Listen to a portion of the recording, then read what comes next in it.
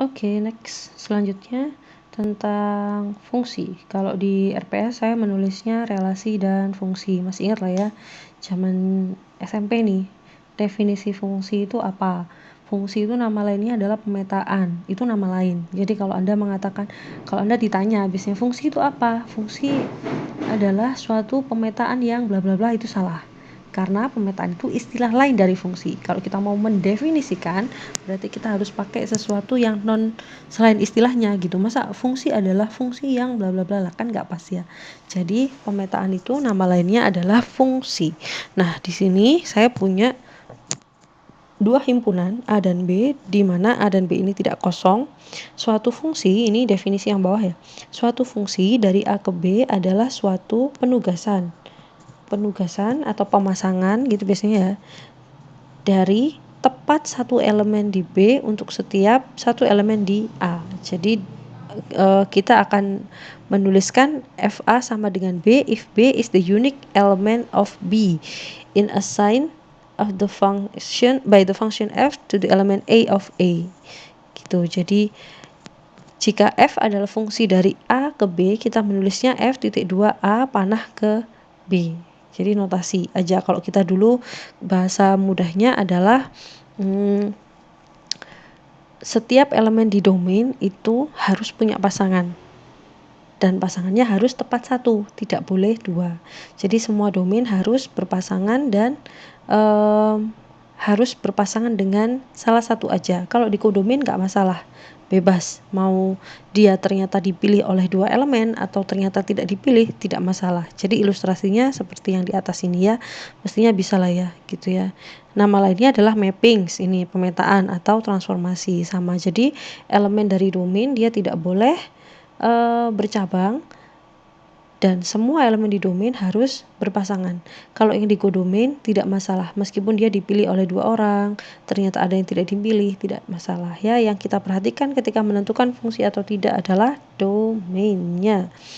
Oke, kemudian function are specified in many different ways. Bisa juga ditulis dalam bentuk formula seperti ini. Fx sama dengan x plus 1 to define a function. At the time we use computer program to specify a function. Nah, seperti ini. Bisa juga dinyatakan dalam bentuk yang lain-lainnya gitu ya. Domain, kodomain, kemudian range. Anda pasti sudah mengenal istilah ini ya. Kemudian apa ini, kita punya apa di bawahnya? Ini bisa dibaca lah, ini contoh-contoh ya. Nah, let R be the relation with order page, seperti itu. Abdul 22, Brenda 24, Carla 21, Desaya 22, Edi 24, Felicia 22. Here each pair consists of graduate student and this student's age. Jadi ini nama lulusan-lulusan dan juga usianya.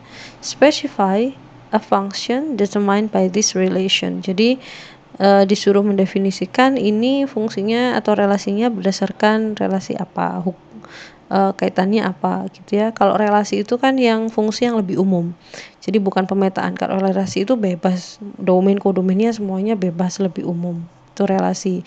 Kalau fungsi itu sudah khusus ya.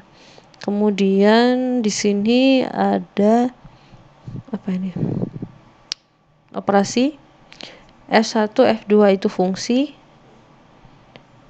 F1 plus F2 juga fungsi, F1 kali F2 juga fungsi. Didefinisikan seperti itu. Ini contoh langsung di soal aja nanti, gampang.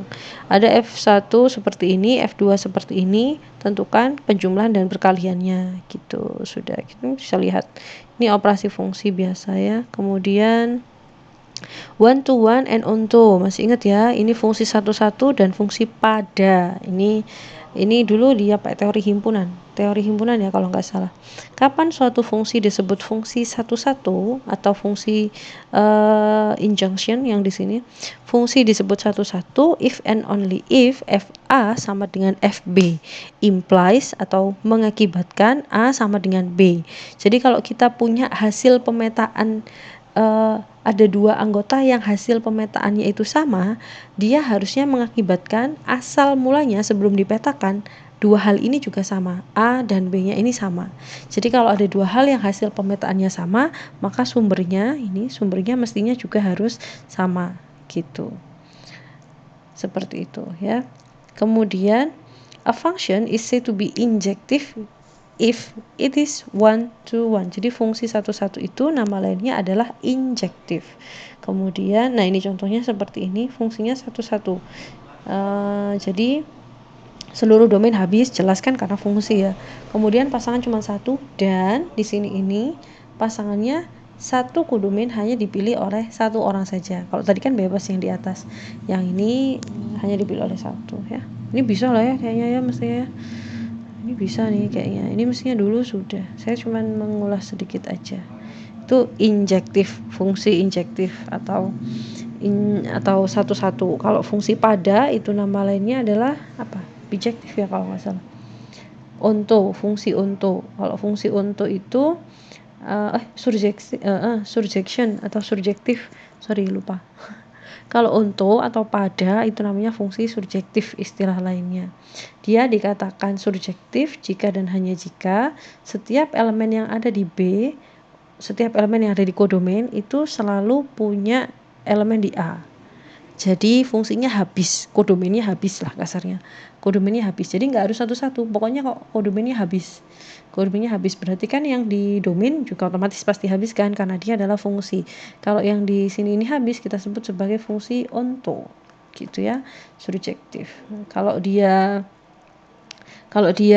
adalah suatu fungsi yang onto sekaligus one to one, satu-satu sekaligus pada, kita sebut dia bijektif gitu ya. Ini contoh-contohnya sudah banyak ini kan ya, contohnya jelas sekali kayak materi SMP ini ya. Ini bijeksi. Kemudian apa ini? Nah, fungsi inverse dan komposisi ini juga basic ya. Inverse sama komposisi ada di SMA, masih ingat ya cara mencari inverse sama komposisi. Kalau inverse itu simbolnya adalah pangkat min 1, jadi F pangkat min 1 itu kita membacanya sebagai inverse dari F. Gitu ya, inverse dari F. Masih ingat ya dulu ya caranya. Terus diwolak-walik pokoknya nyari inverse itu diwolak-walik. Asalnya Y jadi apa, asal Y jadi X gitu kalau dulu ya. Ini catatan penting ini. A one-to-one correspondence atau korespondensi satu-satu atau fungsi yang satu-satu itu invertible, bisa diinverskan because we can define an inverse of this function. Jadi kita bisa mencari inverse-nya. Suatu fungsi itu is not invertible atau tidak bisa diinverskan jika dia tidak satu-satu because the inverse of such function does not exist. Jadi kalau dia nggak satu-satu nanti dia nggak bisa diinverskan. Kenapa? Karena nanti inverse-nya sebenarnya bisa diinverskan tapi bukan fungsi gitu loh. Diinverskan nanti hasilnya bukan fungsi, karena nanti hasil inverse-nya dia bukan berupa fungsi. Ini harus hati-hati nih bagian ini nih. Nah contohnya ini ya, caranya mencari inverse ada di sini. Ini baru cek apakah dia invertible atau tidak gitu. Contohnya ini. Let F be the function from bilangan real ke bilangan real. Fx sama dengan x kuadrat. Jadi fungsi kuadrat basic. Apakah F invertible gitu. Karena min 2 dan juga 2 itu sama-sama kalau dimasukkan ke fungsi sama-sama hasilnya 4, berarti fungsi ini tidak satu-satu. Jadi dia tidak bisa diinverskan gitu. Tidak bisa diinverskan. Kalau Anda cuma membalik mencari inverse-nya saja bisa. Ada. Tapi inverse-nya itu tidak berupa fungsi gitu. Jadi kalau dalam matematik kita menyebutnya invertible. Jadi mengeceknya gitu, apakah dia satu-satu atau tidak gitu ya. Saudaranya dari inverse adalah komposisi. Kalau komposisi ini berarti kita meramu, namanya aja komposisi ya. Jadi ada dua fungsi dikomposisikan, diramu menjadi sebuah fungsi yang baru. Kita menyebutnya F bundaran G atau F komposisi G. Saya lebih senang menyebut komposisi sih sebenarnya. F komposisi G. Notasinya seperti ini. Kalau F komposisi G dari A berarti G-nya dimasukkan ke dalam F. Jadi notasinya seperti ini. Jadi fungsi G itu disubstitusikan atau dimasukkan ke dalam fungsi F. Tapi kalau dibalik, G komposisi F berarti F yang dimasukkan ke G. Bisa lah ya, ini materi SMA. Contoh sudah banyak. Ini ya. Kalau butuh contoh tinggal lihat di sini. Kalau saya ulas semua nanti kagak cukup. Gitu ya.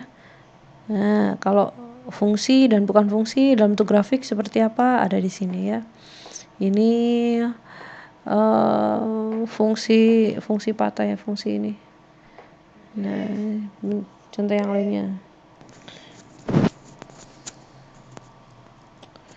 Ini ini jenis-jenis fungsi yang lainnya lah ya.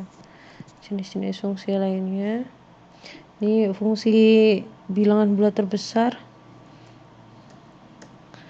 Partial function.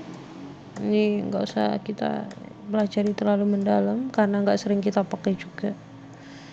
Kemudian di sini ada sequence and summation, artinya barisan dan deret. Ini mesti bisa lah ya. Barisan dan deret. Kalau barisan itu kita punya dua jenis, ada barisan aritmatika sama barisan geometri. Barisan geometri itu selisihnya berupa perkalian. Jadi kalau suku pertama A, kemudian suku kedua adalah A kali R, dengan R-nya adalah kita sebut rasio. Jadi dia bentuknya perkalian. Kalau arithmetic progression artinya barisan aritmatika, berarti kita menggunakan bentuk aritmatika. Selisihnya kita sebut sebagai difference. D, kalau di Indonesia kita pakai B, istilahnya beda. Pakainya B, kita pakai rumus yang di Indonesia aja lah ya. Gitu. Ini mestinya udah bisa nih yang kayak gini. Recurrence relation ini kalau bentuk barisannya itu tergantung pada suku yang sebelumnya gitu. Jadi tulisannya tergantung pada suku sebelumnya. Contohnya kayak ini. AN sama dengan AN-1 plus 3. Berarti kan untuk mencari A6, suku ke-6, berarti kan kita harus tahu suku ke-5. Untuk tahu suku ke-5 harus tahu suku ke-4. Untuk tahu suku ke-4, suku ke-3 dan seterusnya. Itu namanya recurrence relation. Jadi bentuk penulisan sukunya itu tergantung pada suku yang sebelumnya gitu ya. Suku yang sebelumnya. Barisan Fibonacci sudah pernah melihat ya. Barisan Fibonacci, barisan yang sangat khusus dan sebuah penemuan yang sangat jenius di abad itu, saat itu ya, luar biasa. Kemudian ini masih barisan special sequence. Ini bentuk-bentuk khusus yang biasanya sering ketemu. Jadi ini barisan-barisan yang sudah sering muncul gitu ya. Dia banyak dipakai untuk substitusi biasanya. Untuk mencari pola itu bisa dipakai ini juga.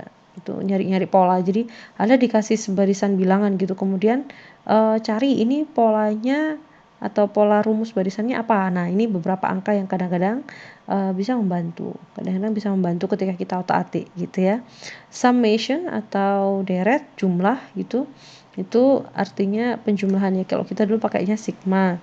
Sebenarnya ya deret sama aja istilahnya ya. Beda simbol dikit. Jadi kita bisa mencari deret aritmatika dan juga deret geometri. Masih ingat ya? Nah, ini bentuk-bentuk yang lainnya supaya lebih mudah. Nah, ini kalau kita punya bentuk aljabarnya seperti ini, kalau dituliskan dalam bentuk sigma seperti ini gitu. Ini cuman bentuk ini anak-anak SMA sudah jago nih yang kayak gini nih, bentuk sigma nih. Ini kardinalitas tadi sudah.